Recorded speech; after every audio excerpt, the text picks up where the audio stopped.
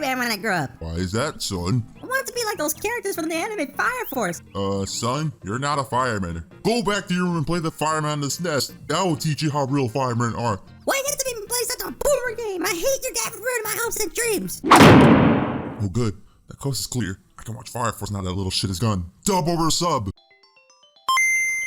Firefighting, one of the most exciting yet life-threatening occupations ever known to man next to oil rig drilling. There hasn't been any good firefighting games besides the Firemen and Ignition Factor on the SNES. It's just sad because firefighting seems like a match made in heaven for a video game. It just was not executed correctly and resulted in bad games. Looking at you, Firefighter FD18 and City Crisis, thinking you two delinquents will not get away with that easily. Between the Firemen and Ignition Factor, Firemen is the better game, and this game was never released in the US, only in Europe and Japan, which is why in day 2 of JuggzMas, we are going to tackle the Firemen on the SNES. Also, can someone tell me if the name is grammatically correct? Should it be Firemen alone, or did Human Head Interactive decide to add the into Firemen just to grab the attention of gamers? So here's the setting of the game. In the year 2000, New York City, hey, that's my hometown! A chemical company, Microtech, is having their annual Christmas party. See, now there's even more of a better reason to play this game now that the holidays are involved. Anyways, a fire breaks out which spreads throughout the whole building, fueled by the various chemicals within the company. That seems like a huge safety hazard to have all your chemicals in the same building you work at. I guess they forgot the concept of warehouses or storage spaces. Not going to lie with you guys, this scenario reminds me of Die Hard 1. All taking place on Christmas minus the Russian terrorist, with Professor Snape being the leader of the group. Also replace the gun with a fire hose and you got yourself the Fireman. Yippee-ki-yay, motherfucker.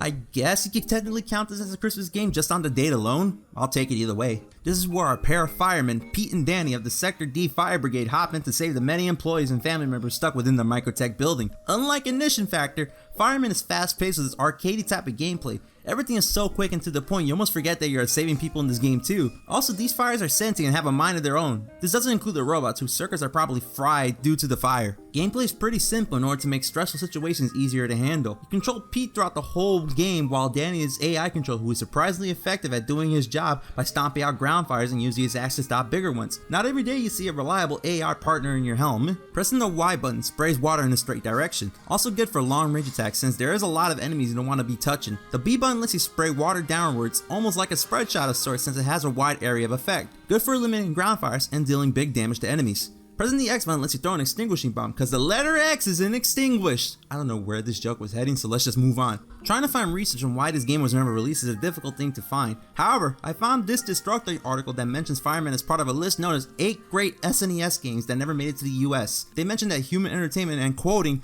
never gave much of a damn about the West. That seems quite like a bold take to make, but if you're looking at the repertoire of their games, you come to realize why the hell weren't these games released in the West. Clock Tower is a game that every horror fan should know. Yeah, Human Head made the original Super Famicom version. Fire Pro Wrestling and Twilight Syndrome are other games they made. See, to a normal gamer it has no significance, but if I told you that it launched the career of Suda51, then the whole narrative has been changed. He's known for making games like Killer 7 and No More Heroes series. So any of these games weren't released to the West, we at least got a godly creator that's a bit insane in the head like Yoko Taro or Hideo Kojima. That is one way to turn a negative into a positive. So yes, try the Fireman out. It's a good game to beat in one sitting. Controls the AR at tight while the game provides enough of a challenge. And not to flex at a girl in the bar grade by saying, hey babe, I beat the Fireman on the SNES. Wanna go out and play some Pac-Man with me? Waterfalls. Just straight waterfalls. Okay, this script is going off the rails. I'll see you all in tomorrow's video. Jugz signing off. Sure never typed the script out while having eggnog in my system. It's just not good.